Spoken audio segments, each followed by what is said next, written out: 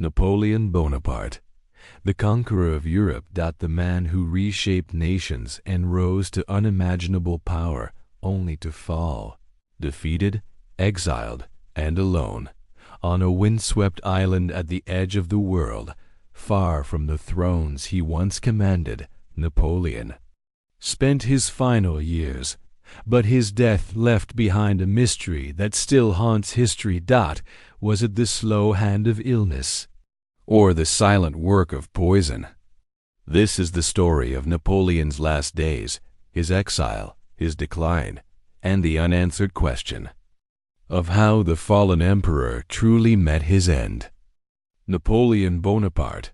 The name alone stirs images of battlefields, crowned thrones, and a man whose ambition reshaped the map of Europe.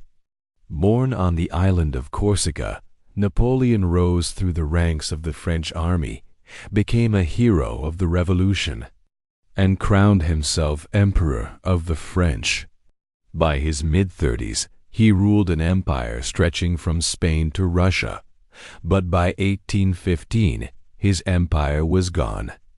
After a disastrous invasion of Russia, a bloody war of coalitions, and final defeat at Waterloo, Napoleon surrendered to the British.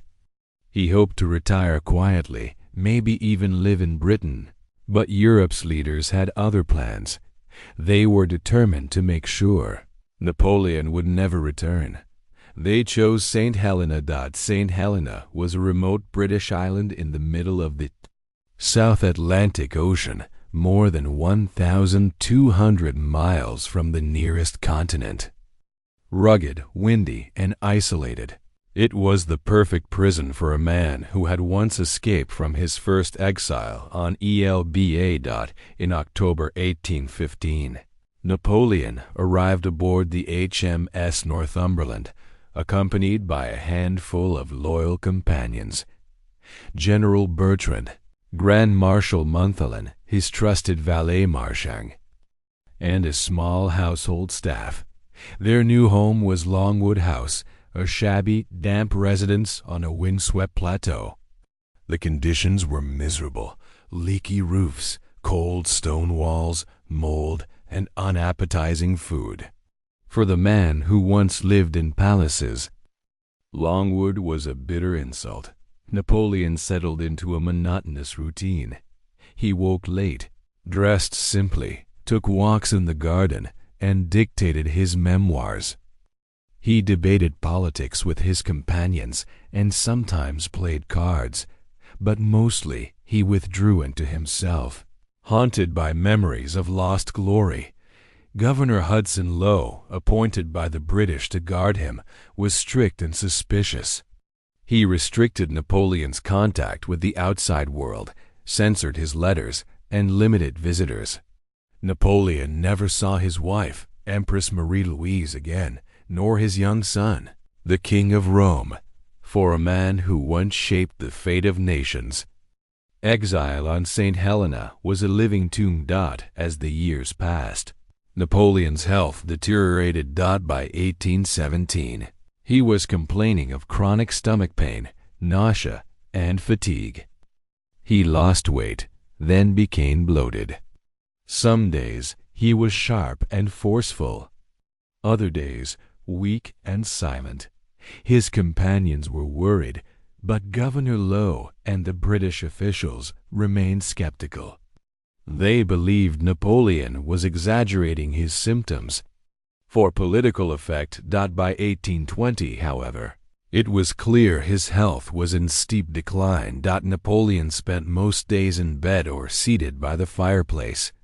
His appetite failed, his skin turned sallow, and his strength faded. In April 1821, sensing the end, Napoleon wrote his will, leaving keepsakes and final instructions. On May 5, 1821, Napoleon Bonaparte died at the age of 51. His physician, Francesco Antimarchi, conducted an autopsy and declared the cause stomach cancer, the same illness that had claimed Napoleon's father. The emperor was buried on St. Helena under a simple gravestone. It should have been the end of the story, but it wasn't. Not long after Napoleon's death, whispers began to spread. Some of his companions and supporters doubted the official cause. They spoke of his sudden bloating, the strange deterioration, the unrelenting stomach pain. It didn't help that rumors of plots and treachery had surrounded Napoleon all his life. Then, in the 1960s, a startling discovery reignited the mystery. Researchers examined preserved strands of Napoleon's hair, locks, that had been snipped as keepsakes after his death.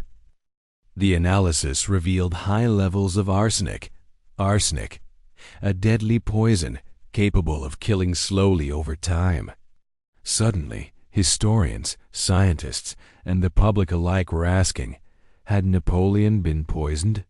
Arsenic was a common substance in the 19th century. It was used in rat poison, medicines, cosmetics, even in wallpaper. Longwood House had green wallpaper colored with Scheele's green, a pigment made with arsenic. In a damp climate, the pigment could release toxic fumes.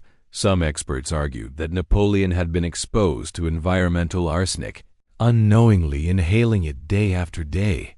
Others believed it was no accident. Who would want Napoleon dead? Some accused the British, who had every reason to fear a Bonapartist uprising. Even in exile, Napoleon remained a symbol, a rallying point. Killing him would secure peace once and for all. Others pointed fingers at someone much closer, Charles Tristan de Montholon, the Grand Marshal who lived with Napoleon at Longwood. There were whispers of ambition, money troubles, even secret deals with the British government. But was there any real proof? The hair samples were intriguing but inconclusive. Arsenic exposure was common at the time, and testing old hair carried its own risks of contamination. Some historians defended the original diagnosis. They pointed to the autopsy report, the family history of stomach cancer, and the known symptoms. The poisoning theory caught the public's imagination. Books, documentaries, and articles debated it for decades. But to this day, no definitive proof of foul play has been found. What remains is a puzzle. A dying emperor on a remote island. Symptoms that fit both natural disease and slow poisoning. A political climate filled with fear, suspicion, and rivalry. And a death that, like his life, became a legend. Napoleon's death was not just the end of a man. It was the birth of a myth. Across Europe and beyond, his fall from power fascinated the public. He was portrayed as a hero by some, a villain by others, but to all, he was larger than life. Paintings showed Napoleon as the tragic exile, standing alone on the cliffs of Saint Helena, gazing at the sea. Writers crafted stories of his loneliness, his memories, his regrets. The idea that he had been poisoned only added to the aura. It transformed Napoleon into a martyr, a victim of political murder, a man silenced because his presence, even in exile, was too dangerous. For historians, Napoleon's death remains a subject of debate. Some emphasize the medical evidence, chronic stomach problems, hereditary cancer, the autopsy findings. Others highlight the suspicious details, the high arsenic levels, the possible motives, the bitter tensions among those around him. No final answer has been reached. What's clear is that Napoleon's final years shaped how the world remembers him. In 1840, nearly 2 decades after his death, Napoleon's body was exhumed and returned to France. He was reburied with honor at Les Invalides in Paris, under a magnificent dome, surrounded by the symbols of his victories. Visitors still come to see his tomb, not just to remember the emperor, but to stand in the presence of the man who, in life and death, became a legend. Was his end natural or unnatural? Did cancer carry him off, or was it the silent work of poison? We may never know for sure, but one thing is certain. Napoleon Bonaparte's story did not end on Saint Helena. It became part of history's greatest mysteries, a story of power, fall, and the questions that will forever surround the last days of a fallen emperor.